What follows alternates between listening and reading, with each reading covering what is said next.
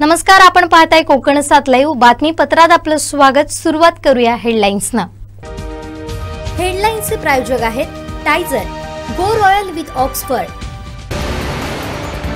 नरेंद्र मोदींचा 9 जूनला शपथविधी। कर्मचाऱ्याला शॉक, अशोक सावंतांचा संताप। आणि कोकण पदवीधर मधून मनसेची माघार। हेडलाईन्सचे प्रायोजक होते टायझर, गो रॉयल विथ ऑक्सफर्ड। आता पाहूया सविस्तर बातम्या। अवैध आणि ओव्हरलोड वाळू वाहतुकीवर महसुलासह आरटीओ विभागाने कारवाई न केल्यास आंदोलन करणार असा इशारा परशुराम उपरकर यांनी दिला। गेले वर्षभर ज्या गोव्याला वाळू जातात, ओव्हरलोड वाळू जातात, त्याच्यावरती कोणतीही महसूल यंत्रणा काम करत नाहीये। कारण परवा आम्हीच्या एका कार्यकर्त्यांनी एका गाडीला पास विचारला असता, एक पास दाखवला, पण त्या पासची माहितीच्या अधिकाराने माहिती मागितली तर खनिकर्म विभागाने त्या पास अशा प्रकारचे पास नसले सांगितले। आणि त्याचप्रमाणे ज्या पासवरती आंबेरी लिहिलं होतं, आंबेरीत कोणत्याही प्रकारचा आम्ही गट वाळूसाठी दिलेला नाही असंही त्यांनी देऊन दिलं आहे। म्हणजेच जिल्ह्यात गेले वर्षभर बोगस पासवरती त्या वाळू वाहतूक चालू होती, परत जिल्ह्याबाहेर जात होती, राज्याबाहेर जात होती आणि महसूल यंत्रणा मात्र डोळे झाकून गप्प होती। तशाच प्रकारचा पडवे माझगावचे इको सेन्सिटिव्हमध्ये लोहखनिजाचं उत्खनन, ते उत्खनन उचलून हजार डंपर उत्खनन उचलून पलीकडे गेले आणि तहसीलदार म्हणतात ते आमची काम नाही, जबाबदारी ती डीएमओची आहे, खनिकर्म जिल्हा खनिकर्म विभागाची आहे। म्हणजे याचा अर्थ एकमेकावर ढकलून आपले फक्त खिशे भरण्याचं काम करत आहेत। त्याचप्रमाणे आरटीओ विभाग, ज्या आरटीओ विभागामधून ज्या मोठ्या गोव्यातून मुंबईला जाणाऱ्या, मुंबईतून गोव्याला जाणाऱ्या ज्या बसेस आहेत, त्या बसेस ह्या प्रवासी वाहतूक कायद्याखाली झालेल्या त्यांना नोंदणी दिलेली आहे, पण त्या प्रवासी वाहतूक बसमधून संपूर्ण डिकी ही मालाने भरलेली असते। कोणतेही बिल नसलेले माल त्या डिकीमध्ये असतं, जीएसटी नसलेला माल त्या डिकीमध्ये असतं। याबाबत जीएसटीच्या कमिशनरला पण आम्ही पत्र दिलेलं आहे की अशा या बसवरती जे विना परवाना, विना जीएसटी बिल भरलेल्या बिलाचे माल इथे जातात, त्या 2 नंबरच्या दारू वाहतूक होते, काही ठिकाणी आपला गांजा चरससारखी त्यातून वाहतूक होते, पण आरटीओ विभाग अशावरती कारवाई करत नाही। परवा आम्ही भेटल्यानंतर आरटीओनी काही ठराविक 2 दिवस कारवाई करण्याचा भास केला, पण त्या कारवाईतून जे मूळ मुद्दे आहेत त्या मुद्द्यावरती आरटीओनी काम केलं नाही आहे। जर 2 दिवसात 5-5.5 लाख रुपये दंड वसूल करू शकतात तर वर्षभरात आणि महिन्याभरात किती वसूल करू शकतात। पण आरटीओ विभाग शासनाच्या तिजोरीत पैसे भरण्यापेक्षा स्वतःच्या खिशात पैसे भरण्यासाठी हे सर्वजण अधिकारी आहेत, त्याच्यावरती कोणत्याही सत्ताधारी राजकीय पक्षाचा आणि सत्ताधारी पुढाऱ्यांचा आणि असलेल्या मंत्र्यांचा त्याच्यावरती लक्ष नाही आहे। आज या सत्ताधारी सर्व लोक या शासनाला लुटण्याचं काम आणि शासनाला दुपवण्याचं काम जास्त केलं जात आहे। आणि म्हणूनच या विरोधात येत्या 27ला अधिवेशन होईल, त्या अधिवेशन काळामध्ये आरटीओ विभागावरती आम्ही मोर्चा आंदोलन, उग्र आंदोलन करण्याचं आम्ही ठरवलेलं आहे। संसदेच्या सेंट्रल हॉलमध्ये एनडीएची बैठक पार पडली। यावेळी विविध राज्यांचे मुख्यमंत्री, घटक पक्ष पदाधिकारी उपस्थित होते। या बैठकीत एनडीएचा घटक पक्ष असलेल्या शिवसेनेला विशेष मान मिळाला। मुख्यमंत्री एकनाथ शिंदे यांनी नरेंद्र मोदींच्या पंतप्रधान पदाच्या प्रस्तावाला अनुमोदन देत भाषण केलं। शिवसेना भाजप फेविकॉल का जोड है म्हणत आश्वस्त केलं। पाहुयात एनडीएच्या बैठकीतील मुख्यमंत्री एकनाथ शिंदे यांचं भाषण। और स्वर्णिम दिन है कि आज हमारे आदरणीय प्रधानमंत्री नरेंद्र मोदी जी को एनडीए संसदीय दल के नेता पद पर राजनाथ सिंह जी ने जो प्रस्ताव रखा है वो मैं हमारे बाला साहब ठाकरे जी के विचार वाली शिवसेना के पार्टी के तरफ से पूरा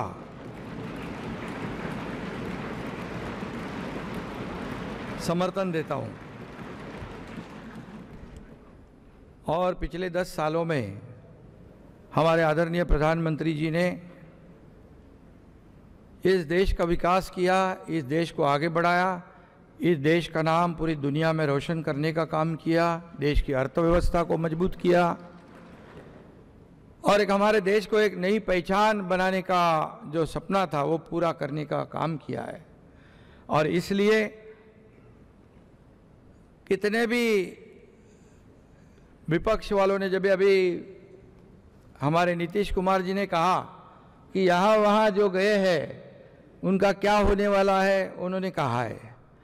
और कितना भी झूठे नैरेटिव, झूठी अफवाहें फैलाकर देश की जनता को गुमराह करने की कोशिश की, लेकिन ये झूठे नैरेटिव और झूठी अफवाहें फैलाने वाले को देश की जनता ने नकारा है और आदरणीय प्रधानमंत्री जी को स्वीकारा है।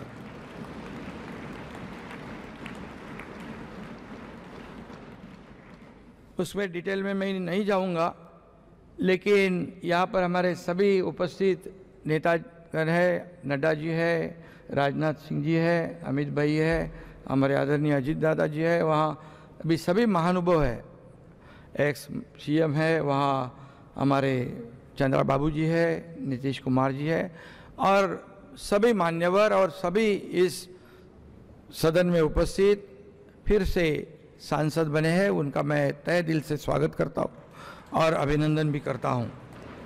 शिवसेना के बारे में इतना ही मैं कहूँगा कि ये शिवसेना और भारतीय जनता पार्टी एक विचारधारा, एक समान विचारधारा वाली पार्टी है।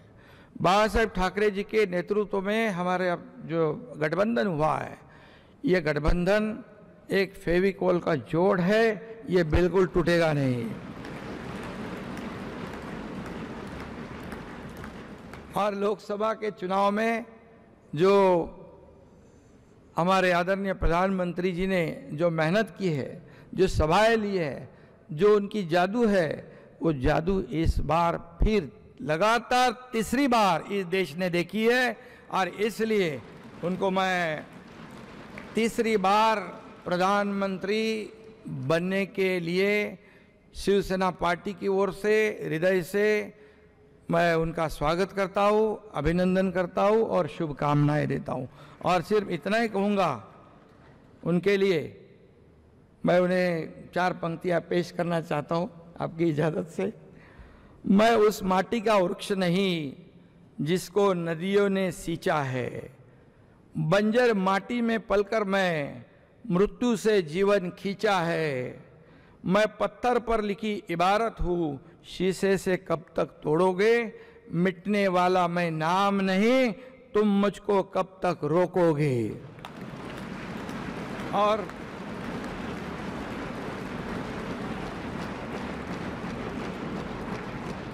दस साल जो काम किया है उसके गवाह हम सब है और इसलिए लोगों ने विकास को महत्व दिया है और जो विपक्ष के लोग सिर्फ राजनीति करते थे उनको उनके घर पे बिठा दिया है और फिर एक बार तीसरी बार मोदी जी हैट्रिक करेंगे। मैं उनका अभिनंदन करता हूं, मैं उनको बहुत बहुत शुभकामनाएं देता हूं। धन्यवाद।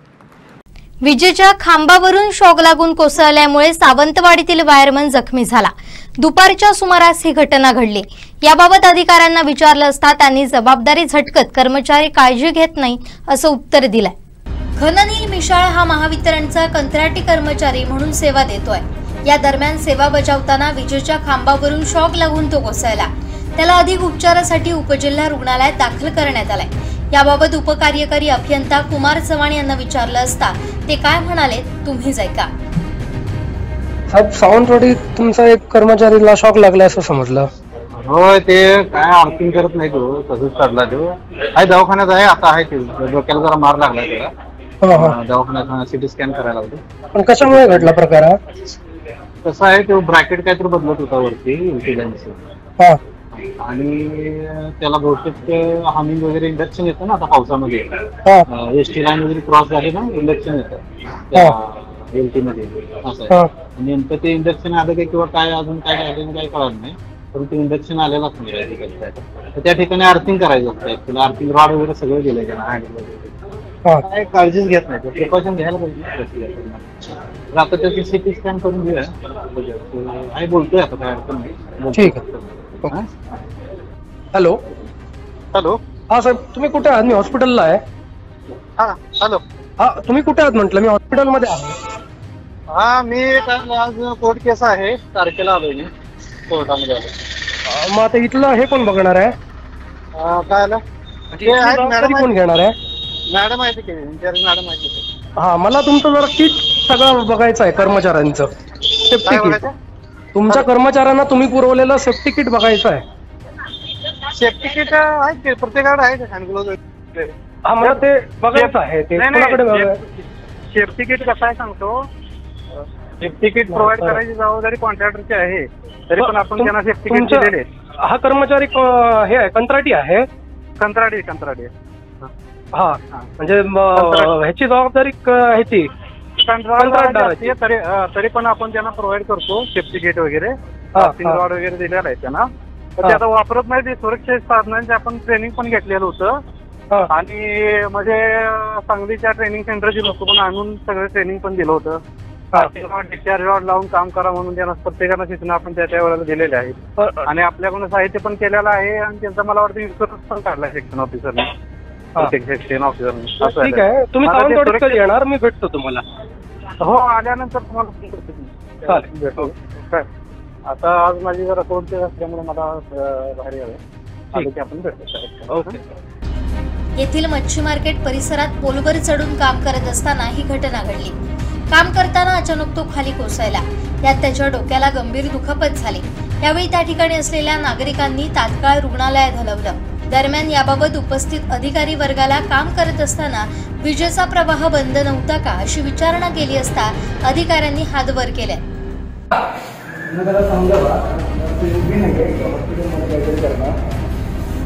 मित्रा, हे बघ, तू चुकीचं करतोयस.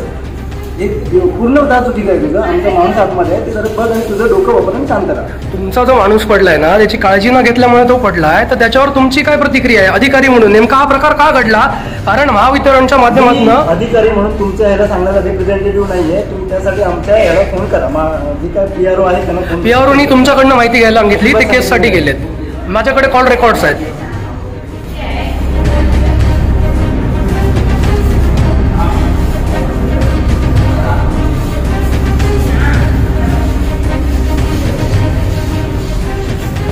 तर दुसऱ्या अधिकाऱ्यानं आपणाला कल्पनाच नाही असं उत्तर दिलंय.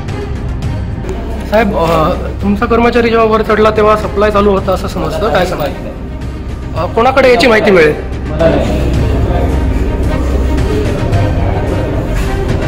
साहेब, तुमचा कर्मचारी जेव्हा वर चढला तेव्हा सप्लाय चालू होता असं समजतं, काय सांगाल? कोणाकडे याची माहिती मिळेल?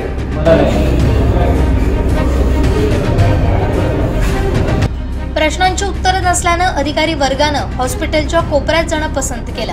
दरम्यान ही घटना प्रत्यक्षदर्शी असणारा कर्मचारी काय म्हणाला तेही पाहूया. तर त्याला फक्त शॉक लागला, तो खाली. तू कधीपासून इथे आहेस? 1 दिवस, 15 दिवस. तुम्हाला काही किट वगैरे इथनं दिलेलं? मला नाही दिलं अजून. बाकी त्याला किट दिलं तिथे? इथे किट ऑफिसर तुमच्या सांगतात ऑफिसला किट आहे, तर इथे कुठे किट आहे का? ते मी काय बघितलं नाही, मला नवीन असलं. काय नेमकं घडलं काय? तो पडला तेव्हा शॉक कसा लागला? नवीनच होतं सर, मी तिथे थांबलेलो, त्याने बंद करून आला. त्यानंतर त्याला तो चढला आणि जरा पोरला हात लागला तर खाली. म्हणजे जायच्या आधी कनेक्शन बंद होतं चढताना. कनेक्शन कसं चालू आलं काही कल्पना नाही. कंत्राटी कर्मचारी पोलवर चढून काम करताना महावितरणचा परमनंट कर्मचारी कुठे होता हा प्रश्न देखील यामुळे उपस्थित झालाय. कुणाच्या मार्गदर्शनानं हे काम सुरू होतं? अधिकारी, कर्मचारी आणि कंत्राटदार यात समन्वय नाही का? हे प्रश्नही उत्तराच्या शोधात आहेत. याबाबत सामाजिक कार्यकर्ते राजू मसूरकर यांनी अधिकारी आणि कर्मचाऱ्यांना सूचना केल्या. महावितरणनं कर्मचाऱ्यांची काळजी घ्यावी असंही ते म्हणाले. यामध्ये सर्वांची जबाबदारी आहे की सर्व कर्मचारी साहेब सगळ्यांनी एकामेकाला इन्स्ट्रक्शन दिलं पाहिजे. मी आता कर्मचाऱ्यांना बोललो की तुमचं कुटुंब तुमच्यावरती अवलंबून असतं, तुमची बायको अवलंबून असते, तुमचे आई वडील अवलंबून असतात, तुम्ही मेहनत करतात, तुम्ही लोकांसाठी काम करतात, तर त्या दृष्टीने तुम्ही प्रिकॉशन घ्या, लोकांची काळजी घ्या आणि आपली काळजी पहिली महत्त्वाची घ्या असं मी सांगितलं. साहेबांना सांगितलं की अशा पद्धतीने त्याला जर हँगरोज नसेल कुठे फाटलेले असेल तर त्यांना हँगलॉस घेण्यासाठी वरिष्ठ लेवलवरती तुम्ही मागणी करून घ्या. काय फाटलेले असेल तर ते मागणी करून घ्या आणि ते त्यांना हँगलॉस द्या. अशा पद्धतीने मी साहेबांना सुद्धा बोललो MSCच्या. तर तुम्ही एवढ्या दृष्टीने लोकांची काळजी घेत असताना परत तुमच्या कर्मचाऱ्यांची काळजी घ्या आणि लोकांना चांगल्या प्रकारे सेवा मिळायला पाहिजे, कर्मचाऱ्यांचं रक्षण झालं पाहिजे. त्या दृष्टीने मी त्यांना माहिती दिलेली आहे आणि त्या दृष्टीने जिल्हा काँग्रेस सरचिटणीस मी त्यांना सांगितलं. एकंदरीत महावितरणच्या बेजबाबदारपणामुळे आतापर्यंत अनेकांचे बळी गेले. आता तर कर्मचाऱ्यांचेही जीव धोक्यात आहे. अधिकारी वर्ग कंत्राटदारांवर जबाबदारी ढकलून मोकळे होत आहे. याआधी आरोस मालवणमध्ये कर्मचाऱ्यांचे पोलवर शॉक बसून जीव गेले. महावितरणमुळे होणाऱ्या जीवित आणि वित्तहानीची जबाबदार कोण घेणार, की मनुष्याचा जीवही कंत्राटी समजला जातोय का, हे प्रश्न अनुत्तरितच आहेत. संबंधित लोकप्रतिनिधी याकडे कधी गांभीर्यानं लक्ष देणार, असा सवाल नागरिक करतात. विनायक गावस, कोकण सात लाईव्ह, सावंतवाडी. कोकण पदवीधर मतदारसंघातून महाराष्ट्र नवनिर्माण सेनेनं माघार घेतली आहे. त्यामुळे अभिजित पानसे उमेदवारी अर्ज दाखल करणार नाहीत. कोकण पदवीधरसाठी अभिजित पानसे यांच्या नावाची अधिकृत घोषणा करण्यात आली होती. त्यासाठी रीतसर तयारी देखील करण्यात आली होती. पण अचानक मनसेनं त्यांची उमेदवारी मागे घेतली आहे. त्यामुळे भाजपसाठी ही लढत सोपी झाली आहे. अभिजित पानसे दुपारी अर्ज दाखल करणार होते. त्यासाठी जय्यत तयारी करण्यात आली होती. नेत्यांना बोलावण्यात आलं होतं. शिवाय मोठं शक्ती प्रदर्शन करण्यात येणार होतं. सकाळी निरंजन डावखरे यांनी मनसे प्रमुख राज ठाकरे यांची भेट घेतली होती. शिवाय उपमुख्यमंत्री देवेंद्र फडणवीस यांनी देखील राज ठाकरेंची काही दिवसांपूर्वी भेट घेतली होती. यावेळी मनसेनं उमेदवार मागे घ्यावा अशी विनंती ठाकरेंकडे करण्यात आली होती. देवेंद्र फडणवीस यांची विनंती राज ठाकरेंनी मान्य केल्याचं दिसतंय. कोकणमध्ये पदवीधर मतदारसंघामध्ये मोठ्या प्रमाणात मनसेला मानणारा मोठा पदवीधर वर्ग आहे. त्यामुळे भाजपच्या मतदानावर याचा परिणाम होणार होता. त्यामुळेच फडणवीसांनी हा शब्द राज ठाकरे यांच्याकडे टाकला होता.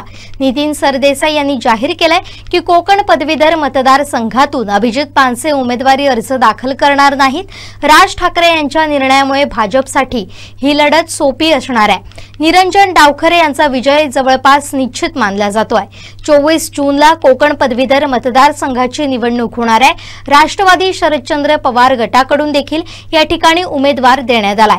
शिवसेनेकडून संजय मोरे यांनी अर्ज दाखल केलाय. मात्र संजय मोरे देखील अर्ज मागे घेतील अशी शक्यता व्यक्त केली जाते. याबाबत 1-2 दिवसात चित्र स्पष्ट होईल. महावितरणच्या बेजबाबदारपणामुळे कर्मचाऱ्यांना भोगावं लागतंय. कंत्राटी कर्मचाऱ्यांची जबाबदारी कुणाची हे स्पष्ट केलं जात नाही. त्यामुळे अशा घटना सहन केल्या जाणार नाहीत. आमचा अंत पाहू नका, सोडणार नाही असा इशारा जिल्हा नियोजन सदस्य तथा कंत्राटी कामगार नेते अशोक सावंत यांनी दिलाय. जबाबदारी कोणची मला सांगा. हा काल माझ्याचा विषय झाला, हा विषय झाला. तुम्हाला आधी तू कॉन्ट्रॅक्टर आहेस ना, बरोबर. तुझी जबाबदारी सांग की तुला चढवायची, या कामगारांना चढवायची जबाबदारी असते काय, असते का मला सांग ना. होय की नाही चढवायची असते. कॉन्ट्रॅक्टर नाही म्हणून सांगतोय. तुमचं म्हणणं काय चढवायची काम, ह्या कामगारांना वर चढवायची जबाबदारी आहे. ते कॉन्ट्रॅक्टर सांगतो आपली नाही, हे कॉन्ट्रॅक्टर घेतात ना. कंत्राटी कामगारांची जबाबदारी कोणती, हे घेतात. हा त्यांची वर चढवायची जबाबदारी तुमचे तज्ञ माणूस असल्याशिवाय तुम्ही चढवता पाहिजे. मला एक सांगा, हे किती वेळा होत आहे, जवळजवळ 7 ते 8 हे आपले हे झाले. त्याच्यानंतर 12 ते 15 पोरगे आज असे पडले हे झाले आहेत. घरी बसते कुठे ते डिसिजन घ्यायला पाहिजे की ना तुम्ही. त्याला आता बघितणार तो येणार हे होणार नाही, जाणार मग सगळे लोक. त्याच्या भविष्याचा बायको आहे, फॅमिली आहे. अशा जिल्ह्यामध्ये झाल्या जवळजवळ 9 केसी काय वाटतं तुम्हाला महावितरणला. हा विषय समोर मी पालकमंत्र्यांच्या आणि काय कलेक्टर समोर ठेवणार आहे. ज्याचे जिल्हा नियोजन येऊन दे बैठक, त्या दिवशी मी हा विषय ठेवणार आहे. जिल्ह्यामध्ये जे अपघात झाले आणि मयत झाले त्याची जबाबदारी तुम्ही काय घेतलं मला सांगा. प्रत्येकाला वारस कोण नाही ना, कोण वारस आहे त्याला. मला झाल्यानंतर तो कंत्राटी कामगार हा म्हणतात माझा काय नाही झाला तर विषय केला. तुम्ही स्पष्ट सांगा. महावितरण म्हणून तुमची जबाबदारी सांगा. जबाबदारी घ्या यांच्याकडे काय असेल ती. तुमची जबाबदारी व चढवायची आहे. चढवत असताना तज्ञ वायरमन दिला पाहिजे ना त्याच्याबरोबर, बरोबर का नाही. तज्ञ वायरमन दिला पाहिजे. मग तज्ञ वायरमन तुम्ही देता. तज्ञ वायरमन विषय समजून घ्या ना मी काय बोलतो ते. आता बोलणं चुकीचं आहे का? हा, तुम्ही तज्ञ वायरमन देत नाही आणि त्यांना जबाबदारी घेत नाही, जबाबदारी घ्यायची कोणी? हा नाहक महावितरणला विषय अजिबात तुम्ही घेत नाही. कोणीतरी जबाबदारी फिक्स करायला पाहिजे ना. मला सांगा ना, किती वेळा सहन करायचं तुमचं? टोटल विषय आहे तो तुम्ही आज पहिला करे हा याचं करून द्यायचं, पण हा विषय मला तुम्ही तोंडाने सांगा काय करणार तुम्ही? तुम्ही चढवणार की नाही चढवणार हा विषय होऊन दे. काय तो तुम्ही दोघांचं काय सांगितलं पाहिजे ना. महावितरण म्हणून तुम्ही अधिकारी आहात, बरोबर? आणि बरोबर का चुकीचं मी बोलतोय? अधिकार तुम्ही जबाबदार आहात ना, मग तुम्ही सांगा. आता कॉन्ट्रॅक्टर सांगून दे काय तो निर्णय इथे होऊन दे ना. काय तो मला काय विषय आहे? मला त्यांचं दुखापत होता का म्हणा याच्यानंतर. आणि चढवताना तुमच्या सीए विनोद पाटील साहेबांना मी बोलतो, विनंती करतो, तुम्हाला एक लक्षात ठेवा, एक तर तुम्ही चढवा पण तज्ञ वायरमन असल्याशिवाय चढवू नका. पावसाचे दिवस आहेत, करंट कुठून येतो. आता मला सांगा, तो म्हणतो बांधेवाला पण आता मी भेटून आलो, तो म्हणतो मी बंद केलेलं इन्व्हर्टर कोणी किंवा काय चालू झालं असेल झालं असेल. मला सांगा ते नशिबाचा विषय असेल आणि त्यांनी पण सुरक्षा स्वतःची घेतली पाहिजे मला मान्य आहे, पण लाईन डायरेक्ट चालू होते तेव्हा तुमचा तज्ञ वायरमन द्या ना. तुम्ही लाईनवर त्याला चढवताना तेव्हा तुम्ही जबाबदारी घ्या, तुम्ही जबाबदारी घेतली पाहिजे. आता माझा स्पष्ट म्हणणं आहे, आता जिल्ह्यात आम्ही हे आता विषय चालू देणार नाही. उगाच काम घरात त्यांच्या कमवणारा तोच असतो, एकटा तोच असतो ना. घरात त्याच्या एकटा तो असतो, त्याच्यावर त्याचं कुटुंब असतं, आई वडील आहेत, भाऊ कित्येक कुटुंब. मी तुम्हाला आज सांगतो, जवळजवळ 9 केशी झाल्या, 9 पोरं मयत झाली. मला सांगा, उगाच नको आरती करू नको, उद्रेक होईल. तुम्ही कुठेतरी डिसिजन घ्या. माझं स्पष्ट म्हणणं आहे, तुम्ही संबंधित सगळे अधिकारी बसून AC एक्झिक्युटिव्ह डिवाइस सगळे बसा आणि निर्णय घ्या. हे लोकांना तुम्ही चढवताय आणि आज बघा, आज नुसता पाऊस चालू झालाय, तो 2 पेशंट झाले. आज तुमचा पगार मिळणार किती, तो कुटुंब चालवणार किती, काय म्हणता साहेब? म्हणतं बरोबर नाही ना. तुम्ही आता सांगताय तो बरोबर नाही. नॉर्मल अहो नॉर्मल सोडून द्या, बिचारा त्याची पुण्याई आहे, पूर्वजांची पुण्याई म्हणून तो याचं वागताय. या जिल्ह्यामध्ये 9 केशी झाल्या, मयत झाले. काहीतरी डिसिजन आलं पाहिजे जिल्ह्यामध्ये. तुमची बैठक ही असते ना महिन्याला, एसीकडे त्या बैठकीत ठरवा या कामगारांचं काय करायचं. कारण ह्या 600-700 कामगार आहेत म्हणून हा जिल्हा चालतोय. बरोबर आहे का चुकीचं? मला सांगा तुम्ही, बरोबर होय की नाही ते मला सांगा ना. मग एवढा जिल्हा चालवतोय, एवढा तुम्हाला फायदा होतोय, त्याप्रमाणे त्याला पगार मिळत नाही. बरं उद्याचं काही तो रिटायर झाला म्हणजे पेन्शन काय मिळणार नाही, वेगळी पेन्शन किंवा काय मिळणार आहे का? दुखापत झाल्यानंतर इन्शुरन्स आणि PF काय मिळेल तोच विचारायचा. पण ज्याच्या कुटुंबावर त्याचं स्वतःचं घर चालते ते घर बंद पडते. एवढं घर बंद पडत असताना बरोबर नाही ना तुमचं हे धोरण. प्रत्येक वेळेला आम्ही सांगणार किती तुमच्या आमच्या समोर वाईट नाही, पण लक्षात ठेवा, ह्या जिल्ह्यातला जो कामगार आहे तो आमचा कोणतरी आहे, आमचा भाऊ, आमचा नातेवाईक, कोणतरी कोणाचा नाही कोणाचा आहे, मित्र आहे, कोण नाही कोण आहे. आणि 15 वर्ष आम्ही ते त्यांना सांभाळून करतोय काम. आणि तुम्हाला कुठे ती वसुली करून देतात, बिलं तुमची बजावतात. एवढी जर न होणारी वसुली म्हणजे जो पैसा मिळवून देतात महावितरणला, तो हे सगळे कामगार तुम्हाला बदलून देतात. आता माझा स्पष्ट म्हणणं आहे, कामगार एक दिवस बंद राहिले चालेल का जिल्हा? मला सांगा, चालेल का? मला सांगा ना तुम्ही, स्पष्ट सांगा मला. तुम्हाला आता तुम्ही त्यांच्या वतीने बोलतोय, विनोद पाटील, मोहिते साहेब आणि जे आता बदलून गेले आहेत ते, त्या एक्झिक्युटिव्ह सगळ्यांना विनंती करा की तुम्ही कुठेतरी हा निर्णय घ्या, नाही तर कुठेतरी उद्रेक होईल. तुम्ही जबाबदारी प्रत्येक वेळा ढकलून देता. कोणीतरी कॉन्ट्रॅक्टर घेऊ, तुम्ही दोघांनी करा, दोघांना घ्या ना, काय ते करा. कोणीतरी घेतली पाहिजे जबाबदारी फिक्स. हटका एवढ्या मोठ्या खात्यात मयत होत आहेत पोरं, त्यांना न्याय भेटला पाहिजे. आणि न्याय मिळेपर्यंत आम्ही शेवटपर्यंत त्याच्या बरोबर राहणार. आजपर्यंत आम्ही आहोत, सगळ्या जिल्ह्यातले सगळे आहेत. नारायण राणे, निलेश राणे स्वतः या विषयात पहिल्या दिवसापासून पगार जेव्हा मिळत नव्हता 15 वर्षापूर्वी, तेव्हा नारायण राणे पगार 2.5 तासात दिला 65 लाख रुपये. 84 लाख रुपये ढकलेले, 84 लाख रुपये 5 महिन्याचा थकबाकी झालेला. 2.5 तासात नारायण राणे साहेबांनी दिला पगार. 2.5 तासात पोरांचे 5 महिने तांदूळ होते घरात. आणि 15 वर्ष आम्ही सांभाळतोय. कुठलाही त्यांचा विषय काय नाही, युनियन नाही, काय नाही. आम्ही सगळी फक्त चितूर जिल्ह्याची युनियन म्हणून आम्ही चालवतोय. कुठला पक्ष नाही, सगळे हे विषय लक्षात ठेवा. हे आमचेच कोणतरी आमच्या कुटुंबातले कोणतरी कामगार आहेत, अशा नात्यानं आम्ही चालवतोय. आम्ही स्पष्ट बोलतोय तुम्हाला. त्याच्यानंतर मीटिंग होईल, साहेबांकडे मीटिंग लावायला सांगा, आपण तुम्ही मीटिंग मध्ये मांडा हा विषय. आणि हा विषय त्यांना न्याय भेटला पाहिजे, विनाकारण त्यांना चढवू नको. आणि चढवायचं असेल तर तेवढं त्यांना प्रशिक्षण द्या, तो तज्ञ व्हायला पाहिजे. मग तुमचा तज्ञ वायरमन त्याच्या हाताखाली ठेवून काम करून द्या. प्रत्येक वेळेला तुम्ही हे विषय घडल्यानंतर मी ताबडतोब बघा, आता किती दोन्ही ठिकाणी मी भेट दिली, अजिबात सोडणार नाही विषय. आलं मॅडम लक्षात? याला चव्हाण साहेबांना नाव सांगा, डीवायना. डीवाय कोर्टात गेले म्हणून मी थांबलो. मी पण तिथे येणार होतो. मी बोलतोय तर त्यांच्यासाठी बोलत नाही, तुमच्या विरोधात बोलत नाहीये, तुमच्या विरोधात बोलत नाहीये. पण कुठेतरी त्याला वाचा फुटली पाहिजे. या घरातल्याचा जो एखादा गेला कामगार घर उपाशी राहते, लक्षात ठेवा. तेव्हा तुम्ही नाही बोलून देत. त्या कुटुंबावर काय परिस्थिती, त्याच्यानंतर कोण त्याची जबाबदारी नाही घेत. जेव्हा घडतात तेव्हा सगळे येतात. तुम्ही निर्णय घ्यायचा, 1 महिन्याचीच मुदत देतोय, काय तर पूर्ण जिल्हा कसा बंद ठेवायचा तो आम्ही बघू. स्पष्ट बोला काय ते, मला उत्तर पाहिजे, तरी सोडणार नाही तुम्हाला. हा, आणि निर्णय पाहिजे मला आता. हा, 1 महिन्यात निर्णय पाहिजे, नाही तर उगाच वापर करून घेऊ नको. सिंधुदुर्ग जिल्ह्यामध्ये महावितरण याचा कारभार दरवर्षी असाच घडत असतो. आज काल घटना घडली बांद्यामध्ये, एक पोलवरून पडला, तिथे बेवारसा आहे तो. या ठिकाणी सावंतवाडीमध्ये या पोलवरून पडला, हा इकडे आला आहे. आता महावितरणचे कर्मचारी या ठिकाणी आले आहेत, परंतु या ठिकाणी मी जे चौकशी केली असता दरवेळेप्रमाणे कोणी जबाबदारी घ्यायला तयार नसतात. या ठिकाणी जेव्हा घटना घडते तेव्हा त्याच्यावर प्रसंग येतो, त्या कुटुंबाचा तो प्रथम घरातलाच कमवणारा असतो. आणि जेव्हा ही घटना घडल्यानंतर त्यांना कोण वारस राहत नाही.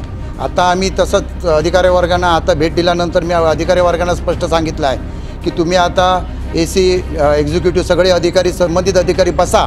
आमचा तुमच्यावर कुठचा राग नाही, परंतु कुठेतरी न्याय मिळाला पाहिजे. दरवेळेला हा विषय घडत असतो आणि त्याला न्याय मिळत नाही. म्हणून तुम्ही आता संपूर्ण आपले AC साहेब, तसे एक्झिक्युटिव्ह साहेब दोन्ही जिल्ह्याचे आणि DY हे सगळे बसून हा एक तातडीने तुम्ही निर्णय घ्या की या ठिकाणी या कामगारांची भविष्यासाठी काहीतरी विलास केला पाहिजे. हा विषय जिल्हा नियोजनमध्ये मांडला पाहिजे. संपूर्ण जिल्ह्याची जी यंत्रणा याच्याबरोबर आहे. 550 कामगार काम करत आहेत, परंतु आज 550 कामगार काम करत असताना प्रत्येक कामामध्ये अग्रेसर असतात, वसुली करायला असतात. कुठले घडलं, तुटलं, बिटलं, वादळाला बिळला, तौक्ते वादळ असू दे, इतर कुठची वादळ झाली तर हे कामगार मनापासून काम करत असतात, उपाशी राहून काम करतात. 12, 1, 1, 2, 2 वाजेपर्यंत रात्री काम करत असतात. म्हणून त्यांना कुठेतरी न्याय भेटला पाहिजे, माझी मागणी आहे. आणि ह्या 1 महिन्याची त्यांना मी मुदत दिलेली आहे. 1 महिन्याच्या मुदतीत त्यांनी हा निर्णय घेतला पाहिजे. आणि कुठे अपघात घडला तर माझी अशी मागणी आहे की तज्ज्ञ वायरमन खाली उभा पाहिजे तर हे चढवा. कॉन्ट्रॅक्टरला विचारलं ह्याला चढवायचे अधिकार आहेत का तुम्हाला, तर त्यांनी स्पष्ट सांगितलं आम्हाला वर चढवायचे अधिकार नाही. कॉन्ट्रॅक्टर बोलला. नंतर महावितरणच्या संबंधित अधिकाऱ्यांना विचारला यांना वर चढवायचे अधिकार आहेत काय, ते अधिकारी पण बोलले यांना वर चढवायचे अधिकार नाही. मग तुम्ही म्हटला एसींकडे बसून हा 1 महिन्यात निर्णय घ्या की यांना वर चढवायचं की नाही चढवायचं. कारण हे तज्ज्ञ नसल्यामुळे हे फक्त कंत्राटी कामगार हे शिकाऊ आहेत, हे मदतनीस आहेत. आणि मदतनीसाचं ते काम करत असताना त्यांना फक्त मदतनीसांची जबाबदारी असते. तो जो तज्ज्ञ वायरमन असतो याच्या हाताखाली त्यांनी काम करायचं असते.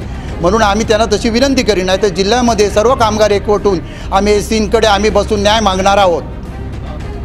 सध्या ही घटना संपूर्ण महाराष्ट्रामध्येच घडते आहे, म्हणून हा संपूर्ण महाराष्ट्राचा विषय आहे. सिंधुदुर्ग जिल्ह्यामध्ये जरी घटना घडल्या तरी महाराष्ट्राचा विषय आहे. म्हणून आम्ही आदरणीय या जिल्ह्याचे नेते आणि नवनिर्वाचित ह्या खासदार आणि केंद्रीय मंत्री नारायण राणे साहेबांकडे हा विषय आम्ही मांडणार आहे. तसेच ऊर्जा मंत्री देवेंद्र फडणवीस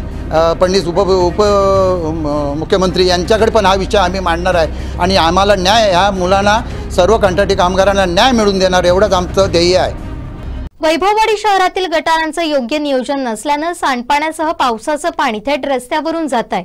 शहरात आणखीन एका गटाराचं पाणी रस्त्यावरून जात आहे. याचा त्रास वाहन चालक आणि पादचाऱ्यांना सहन करावा लागतोय. वैभववाडी शहरात सध्या गटारही चर्चेचा विषय बनले. लाखो रुपये खर्चून बांधलेली गटारं नामधारी ठरत आहेत. काही दिवसांपूर्वी शहरात मुख्य भागात रस्त्यावरचं पाणी साचत असल्यानं यासंबंधी विरोधी नगरसेवक आणि व्यापारी बांधवांनी आंदोलन छेडलं होतं. या आंदोलनानंतर येथील पाण्याचा निचरा होण्यासाठी नगरपंचायतीनं ST बस स्थानकाच्या पुढील जुन्या गटाराची खोदाई करून पाणी निचरा करण्याचा प्रयत्न केला. मात्र तेही काम पूर्ण न केल्यामुळे या भागातील गटारात सध्या पावसाचं पाणी साचलंय। या गटाराचा विषय असतानाच आता पुन्हा वैभववाडी पोलीस ठाण्यासमोरील गटाराच्या पाण्याचा प्रश्न गंभीर बनलाय। पोलीस ठाण्यासमोरील गटारातील गाळ उपसा न झाल्यानं पावसाचं पाणी थेट रस्त्यावरून जात आहे। यामुळे तळेरे कोल्हापूर मार्गावर पावसाचं पाणी येतं, त्यामुळे या मार्गावरून जाताना वाहन चालकांसहित पादचाऱ्यांना त्रास सहन करावा लागतोय। नगर पंचायतीनं याबाबत तात्काळ उपाययोजना करणं गरजेचं आहे। श्रीधर साळुंखे, कोकण 7 लाईव्ह, वैभववाडी। शेवटी ठळक घडामोडी पुन्हा एकदा। हेडलाईन्सचे प्रायोजक आहेत टायझर, go royal with Oxford. Narendra मोदींचा 9 जूनला शपथविधी। कर्मचाऱ्याला शॉक, अशोक सावंतांचा संताप। आणि कोकण पदवीधर मधून मनसेची माघार। हेडलाईन्सचे प्रायोजक होते टायझर, गो रॉयल विथ ऑक्सफर्ड। बातमीपत्रात वेळ झाली इथेच थांबण्याची। पाहत रहा कोकणचं नंबर 1 महा चॅनल कोकण 7 लाईव्ह। धन्यवाद।